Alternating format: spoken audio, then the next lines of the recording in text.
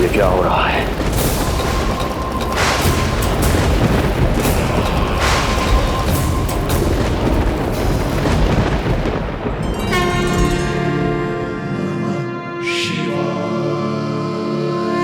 क्या हुआ प्रभु?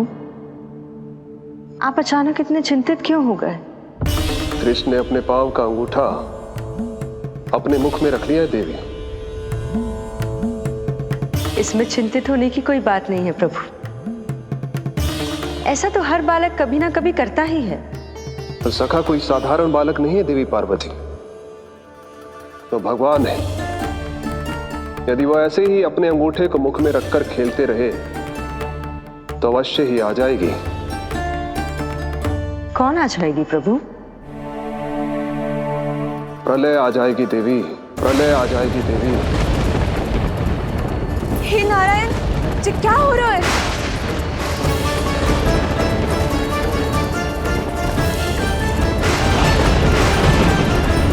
जी ऐसे लग रहा है जैसे दिन में ही रात्रि के समान अंधेरा छा गया हो। लगता है बहुत बड़ी आंधी आने वाली है।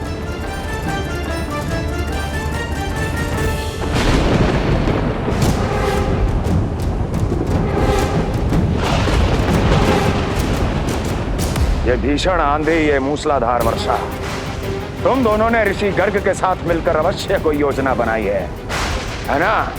बोलो बोलो, क्या है वो योजना?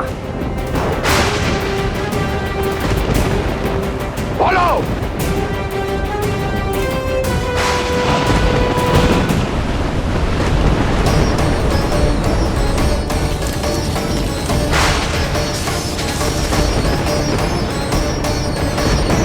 लगता है प्रकृति क्रोध में। मैं जाकर गौशाला संभालता हूँ, कहीं कोई हानि ना हो जाए। तुम बालकों को भीतर ले जाओ।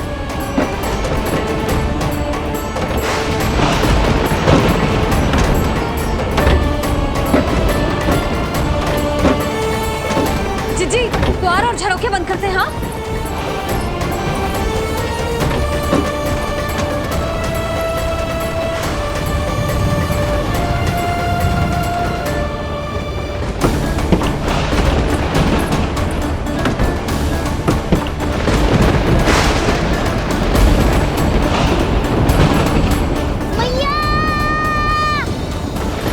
लल्ला, चल अंदर चल के खेल।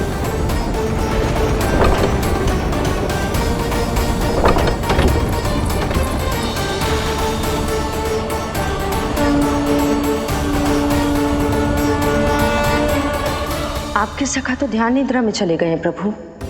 इनकी ये अंगूठा चूसने की सामान्य सी क्रिया का कितना घातक प्रभाव पड़ रहा है, इन्हें तो पता भी नहीं है। चाहे जानबूझकर की जाए या अनजाने में हो, सखा की हर लीला के पीछे कोई ना कोई उद्देश्य अवश्य छिपा होता है। पर ऐसा लगता है देवी जैसे उनकी इस लीला के पीछे एक नहीं अनेक उद्देश्य छिपे हैं।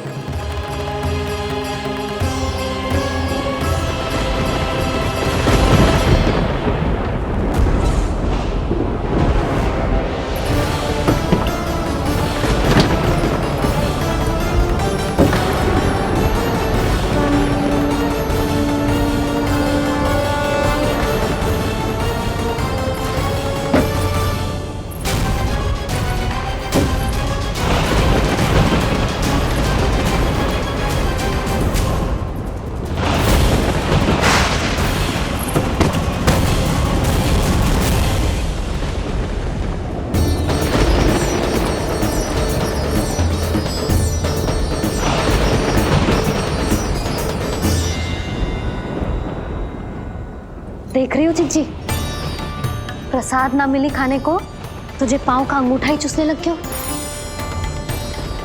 कान्हा, ये क्या कर रहे है? अंगूठा मुंह से निकाल दे लल्ला। अच्छी बात ना है कान्हा।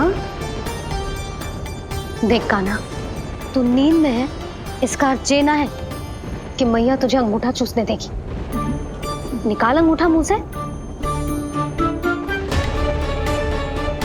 आज तो बड़ी शीघ्र इतनी गहरी निद्रा में सो गए हो तुम।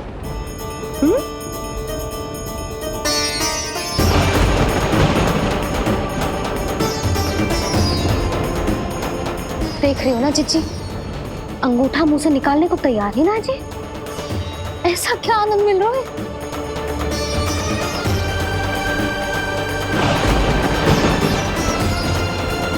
अधिक बल भी ना लगा सकती, अत्यधिक नींद में है, कहीं इसकी आंख ना खुल जाए। रानी भाभी, लगता है तीव्र वर्षा होने वाली है। मैं और भोला भैया के साथ अगले निकल रहे हैं। हो सकता है उन्हें हमारी आवश्यकता हो। हाँ हाँ चलो बोला। चिच्ची, तीव्र वर्षा आरंभ होने से पहले आप और बरदाऊ निकल जाओ। ठीक है, किंतु तुम भी सतर्क रहना। हाँ, आप भी ध्यान से जाओ।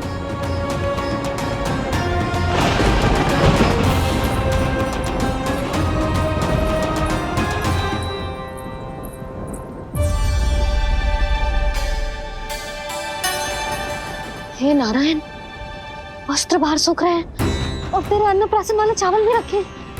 भीतर करना होगा ना चिचान की भी।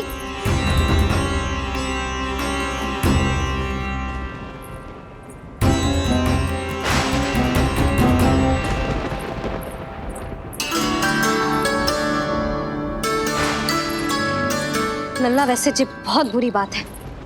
अंगूठा मुंह से बाहर निकाल। केवल 2 दिवस में तेरा अन्नप्राशन है, फिर सब खाइयो। तनिक धैर्य रख। गुड़ तो प्रभु, स्वयं कृष्ण की मैया इनका अंगूठा नहीं निकाल पाई, तो अब और कौन निकालेगा? कैसे रुकेगी ये प्रलय? इसका एक ही अर्थ है देवी, अभी लीला समाप्त होने का समय नहीं हुआ। अभी तो कहना तो ये चाहिए कि लीला अभी पूरी तरह से आरंभ ही नहीं हुई है।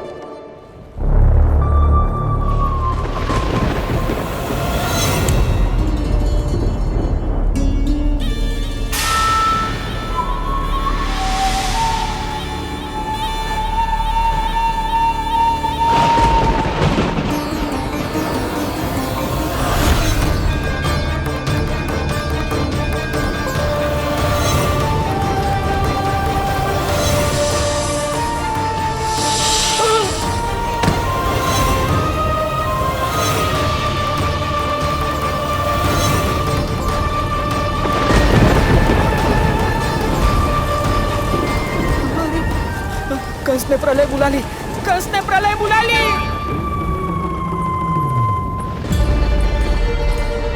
हे नारायण, जे वर्षा तो रुकने वाली ना है। जे गुड़ और गेहूं भीतर रख देती हूँ।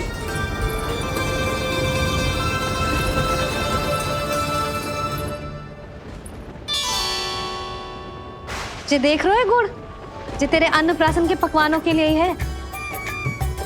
कैसे कैसे करके बचा के लाई हूँ, कुछ पता भी है तुझे? और तू है कि जे अंगूठा ही चूसे जा रहा है। हाँ नहीं तो। किंतु आज प्रलय भी आ जाए तो कंस की तलवार का वार रोकने में असमर्थ होगी। कंस के साथ विश्वासघात किया है, दंड तो मिलेगा। महाराज, वायुमंडल में अचानक आए इस परिवर्तन का हमसे कोई लेना देना नहीं है। हम तो बस अपनी संतानों के श्राद्ध के लिए जा रहे थे। मूर्ख हूं मैं, मूर्ख हूं मैं। कंस एक मूर्ख है, मूर्ख हूं मैं। अब अच्छी तरह जानता हूं मैं, श्राद्ध केवल एक बहाना है। किंतु सत्य यह है कि तुम और वो ऋषि गर्ग मिलकर मेरे विरुद्ध एक षड्यंत्र रच रहे हो, और ये तुम्हारी योजना है। भैया, ये आप क्या कह रहे हैं? कैसा षड्यंत्र, कैसी योजना? हम तो केवल श्राद्ध के लिए गए थे। बहुत अवसर दिए मैंने तुम दोनों को, किंतु तुमने बार बार मुझे मूर्ख बनाया। इसलिए अब मैं अवसर दूंगा अपनी इस तलवार को।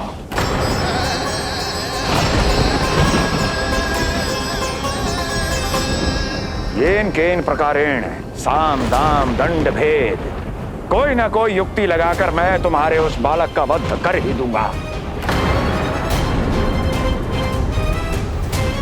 पर उस क्षण का साक्षी बनने के लिए अब तुम दोनों को जीवित नहीं छोड़ूंगा मैं।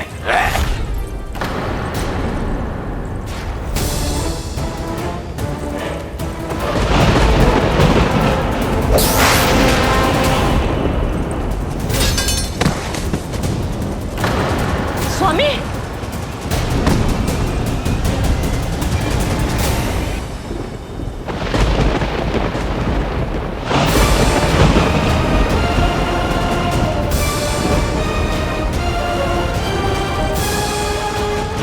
तेरा काल तेरी प्रिय बहन के गर्भ से उसकी 8वीं संतान बनकर जन्म लेगा और तेरा विनाश करेगा, विनाश करेगा, विनाश करेगा।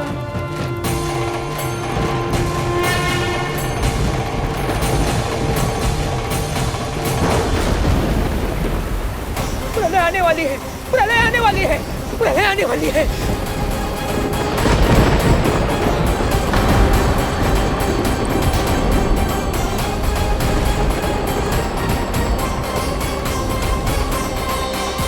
यदि कंस को रोकना, अपने माता पिता की रक्षा करना और चपलासुर के ब्रह्म को मिटाना ही इस लीला के उद्देश्य थे, तो ये सभी उद्देश्य पूरे हो चुके हैं प्रभु। अब तो ये प्रलय रुकनी ही चाहिए। ये केवल सखा की लीला ही नहीं है देवी पार्वती, उनकी माया का उदाहरण भी है। मार्कंडेय ऋषि को दिए गए वरदान को पूरा करने के लिए ही ये सब हो रहा है। कौन सा वरदान प्रभु? प्रभु की माया को साक्षात अपनी आंखों से देख पाने का वरदान।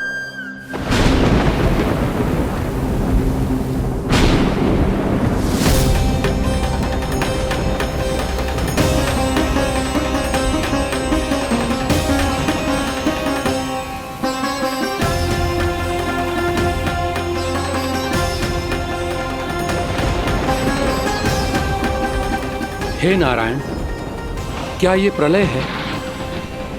क्या संसार समाप्त हो रहा है? तो फिर मुझे मिले इस जीवन का क्या अर्थ है?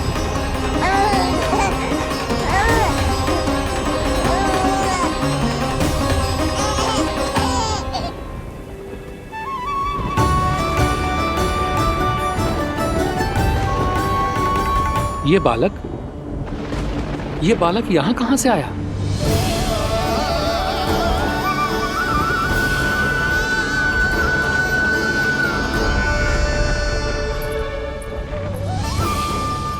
सोते हुए कितना निर्दोष लगता है जी। चारों ओर जल ही जल है, सब कुछ प्रलय में नष्ट हो रहा है, किंतु ये कितना निश्चिंत है ये। परंतु ये अद्भुत बालक है कौन?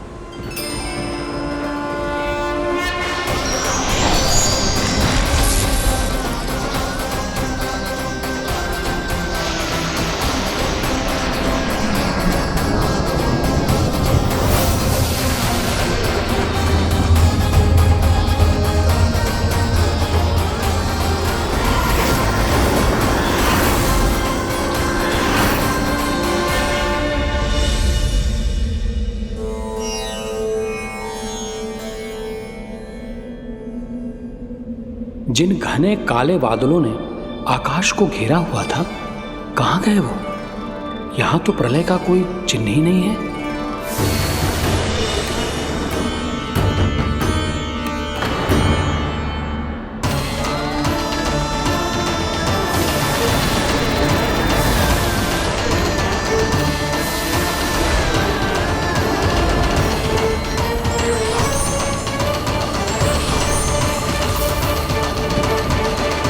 ये आप ही की माया थी ना प्रभु? मुझे इसका साक्षी बनाने के लिए आपका बहुत बहुत धन्यवाद। परंतु इसका अर्थ क्या है प्रभु?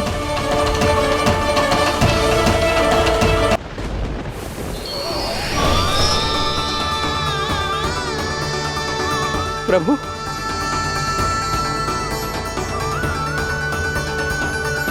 इसका अर्थ ये है कि ये मानव संसार वट वृक्ष पर स्थित है और मानवों का जीवन काल वट वृक्ष के पत्ते पर विश्राम करती एक जल की बूंद के समान होता है।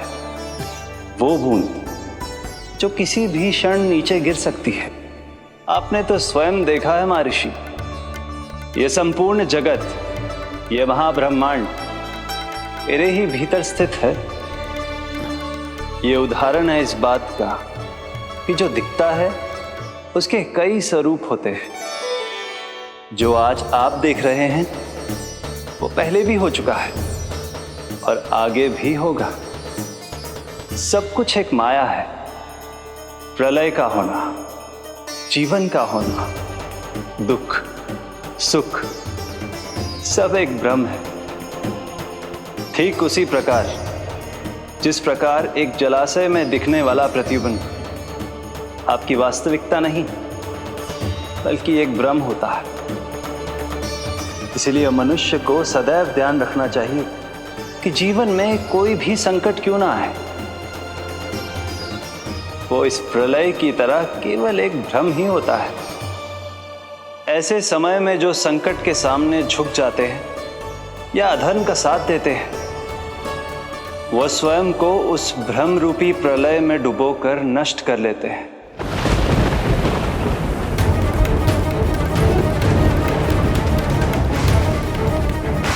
पर जो मेरी शरण में आकर संकटों का सामना करते हैं, वो स्वयं को कठिन से कठिन प्रलय से भी उभार लेते हैं।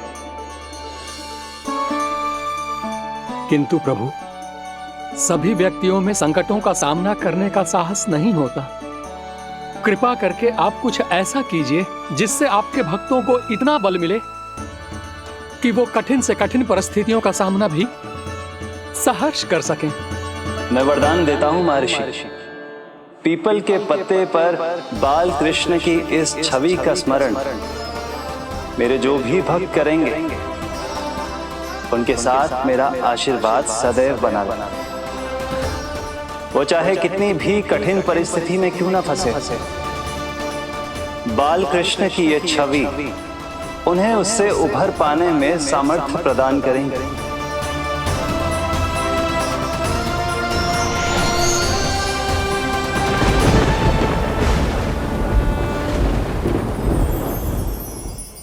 अद्भुत।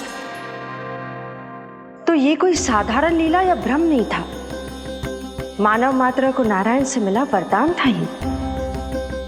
पर अब क्या होगा प्रभु? कैसे रुकेगी ये प्रलय?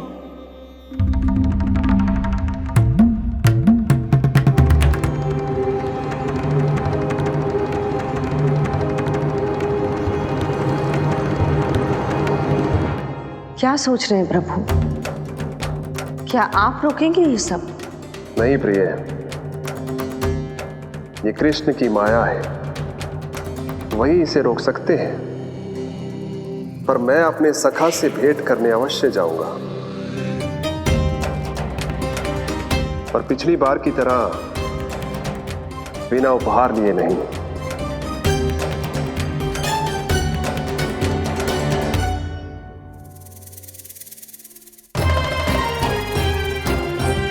उपहार?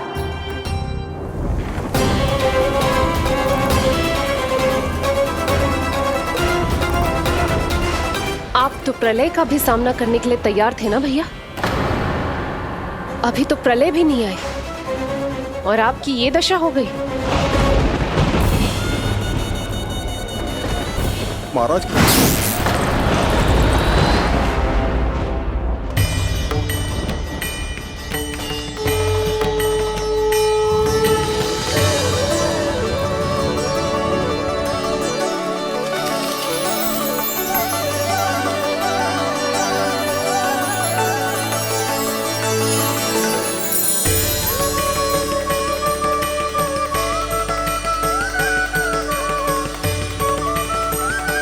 महादेव, आप उपहार में ये निष्प्राण वस्तु देंगे अपने सखा को? सही पहचाना देवी, पर उपहार देने से पहले इसे आकार दूंगा मैं, क्योंकि प्राण तो इसमें बाल कृष्ण ही भरेंगे।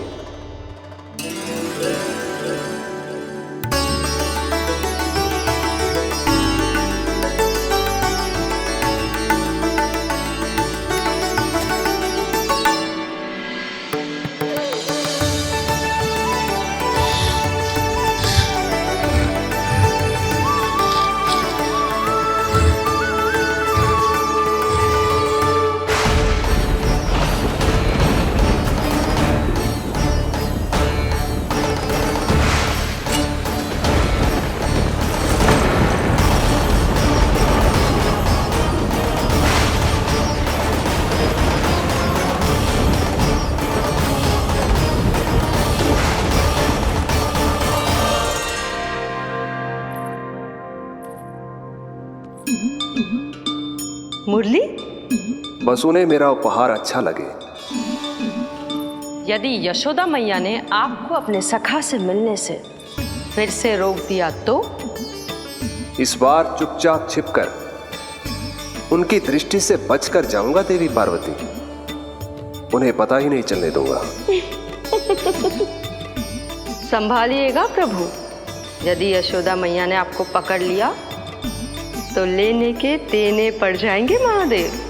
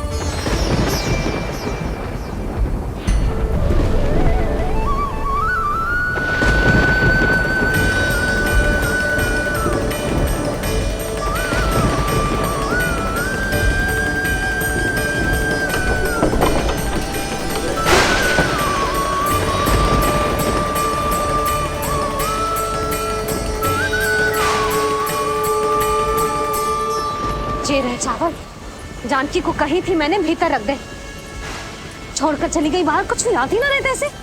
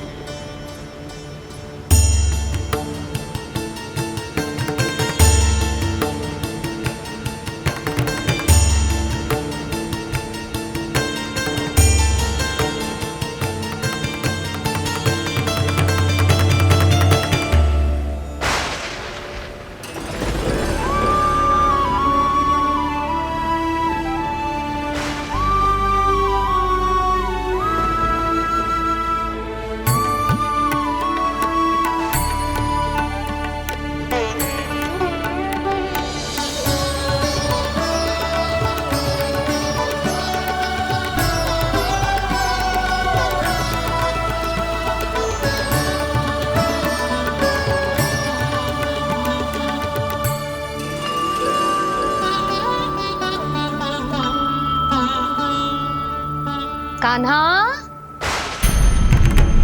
अंगूठा निकाल दे नन्ना, नहीं तो रुक जा, मुझे ही अंगूठा निकालना पड़ेगा तेरा। पूरे वस्त्र भीग गए मेरे, कहीं मेरे कारण इसका श्वास ना बिगड़ जाए। वस्त्र बदल के आ रही है मैया।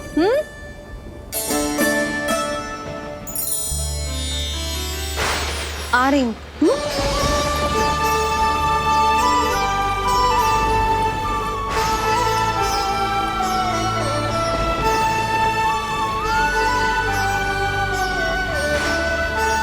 ये है महाराज, और आपका पूरा साम्राज्य भय पर ही टिका हुआ है। यदि आप भी इस तरह से भयभीत दिखाई देंगे तो आपके साम्राज्य को डगमगाने से कोई भी नहीं रोक पाएगा। एक बार आपने ही कहा था ना कि अपनी दुर्बलता कभी किसी को मत दिखाओ। प्रजा को भयभीत कंस नहीं, भयानक कंस दिखना चाहिए। भयानक कंस। अब आप ये सिद्ध कर दीजिए कि भय आपके शत्रु का नहीं, आपका शस्त्र है। महाराजा धीराज, कंस का शस्त्र।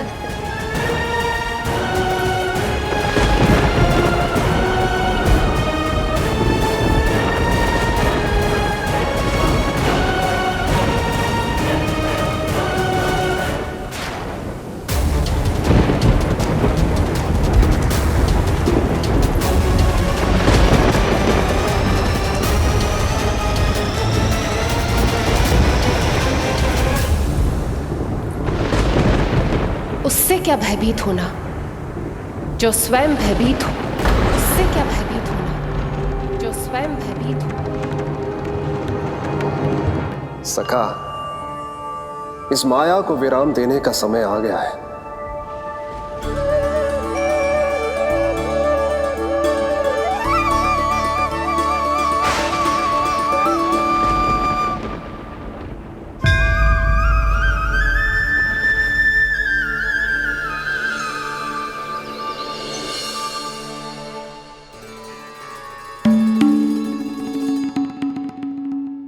सभी आपके चरण धोकर उसका चरणामृत पीते हैं सखा, और आपने उसी चरण को अपने मुख में रख लिया।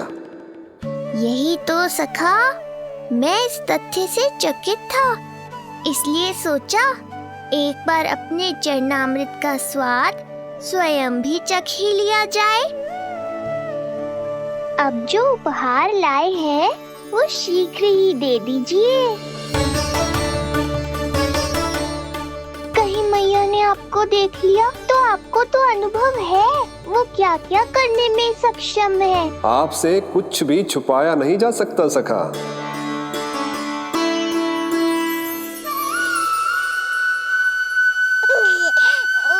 इन अधरों पे पांव के अंगूठे से अधिक ये मुरली शोभा देगी सखा।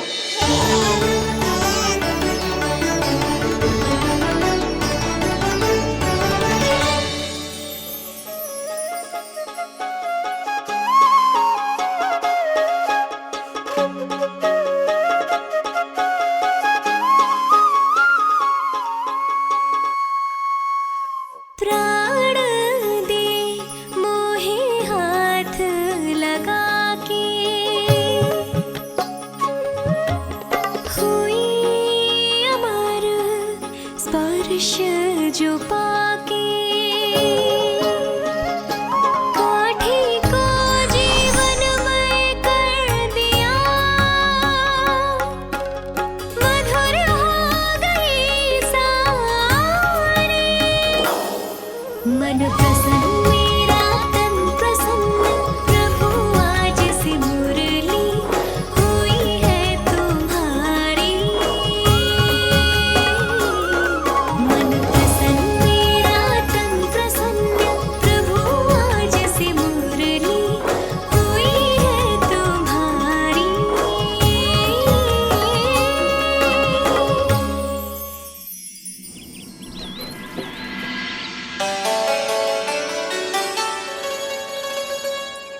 तुम्हारी भक्ति ने मेरा मन जीत लिया है मुरली। शीघ्र ही सारा संसार तुम्हें मेरे नाम से और मुझे तुम्हारे साथ से पहचानेगा।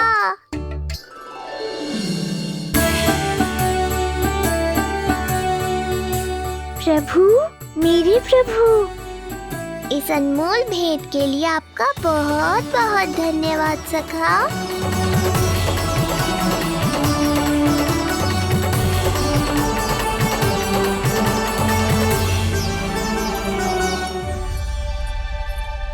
सखा, मैया,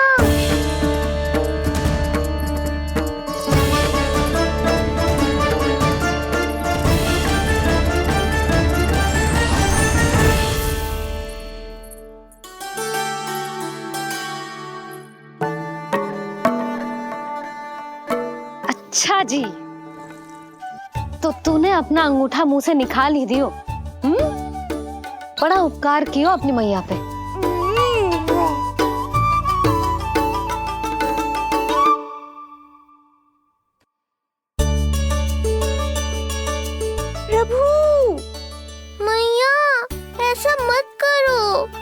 मेरी मुरली वापस दे दो मुझे। ये कहाँ से आई? मेरे सखा ने उपहार में दी है। मैंने तो सोचा भी नहीं था मैया कि मेरे अंगूठा मुंह में लेने से इतना सब कुछ हो जाएगा। तेरे मुख पे छाई ये दृष्टता की छाया साक्षी है। ये जो भी हुआ, ये तुम दोनों, उस ऋषि गर्ग और तुम्हारे उस पुत्र का किया धरा है, जिसे तुमने मुझसे छुपा रखा है। जो स्वयं दूसरों का बुरा करते हैं, उन्हें सदैव यही लगता है कि उनके पीठ के पीछे उनके विरुद्ध कोई न कोई षड्यंत्र हो रहा है। मुझे तनिक भर भयभीत देखकर इतना साहस आ गया तुझमें कि मुझे प्रत्युत्तर देगी। लगता है तुम दोनों महाराज की तलवार के वार को भूल चुके हो। स्मरण करो, इतने वर्षों में इसने एक बार भी तुम्हें छुआ तक नहीं, लेकिन अनेकों बार तुम्हारे हृदय को रक्त रंजित कर चुकी है ये। मेरी इस तलवार ने तुम दोनों की 6 संतानों का रक्त चखा है, और अब एक और संतान के रक्त में स्नान करने वाली है ये। वो संतान जो गोकुल में पल रही है। बस कंस भैया बस, बस कंस भैया बस, बस कंस भैया बस।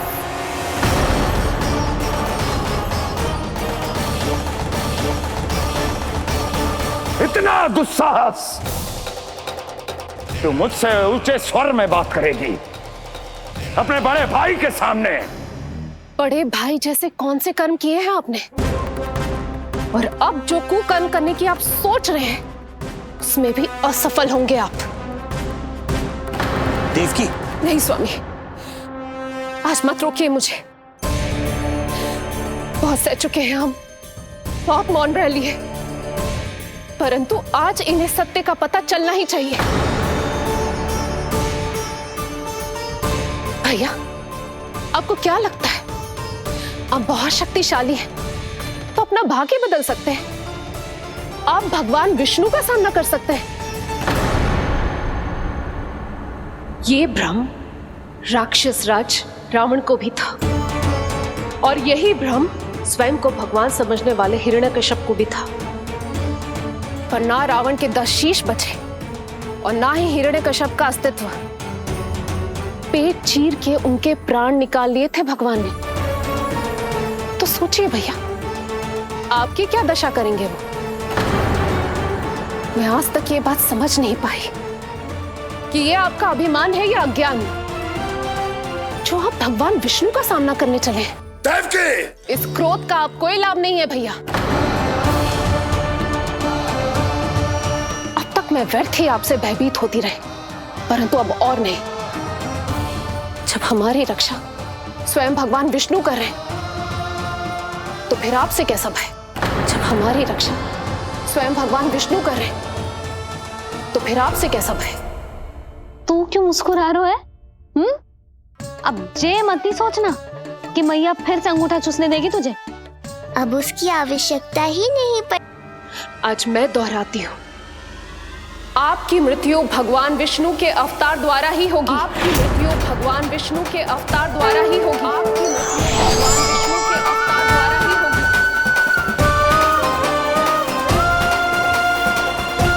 होगी। भले ही वो कहीं भी क्यों ना हो।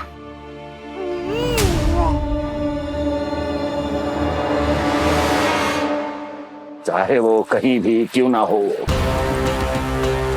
मैं जानता हूं वो कहां है। देखी, तूने बहुत बड़ी भूल कर दी मुझे चुनौती देकर। मैं चाहूं तो अभी इसी क्षण तुम दोनों का वध कर दूं, किंतु नहीं।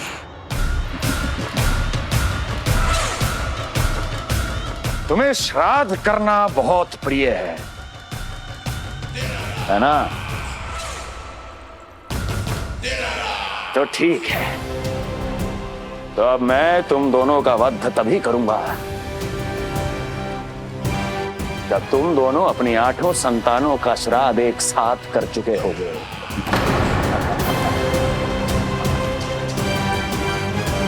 श्राद्ध की तैयारियां करो।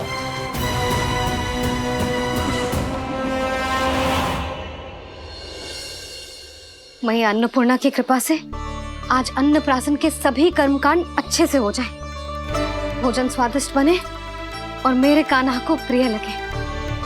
बस इतना आशीर्वाद दे दो तुलसी मैया।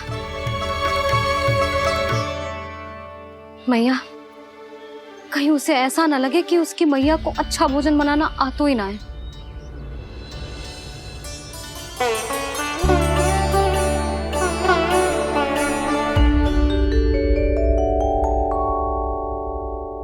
वाह मैया, इतने दिन तक तो कुछ खाने को दिया नहीं, और अब जब खाने का अवसर आया है तो व्यग्र हो रही हो। मेरे बारे में भी तो कुछ सोचिए प्रभु। 2 दिन से यहीं अटकी हूँ। अटकी नहीं हो मुरली, तुम तो लटकी हो। प्रभु। हाँ हाँ मुरली, मुझे भी तुम्हारा साथ चाहिए, पर क्या करूं? मैया ने तुम्हें मेरी पहुंच से बहुत ऊपर लटकाया है। पर प्रभु, मैं अब तक पहुंचूं कैसे?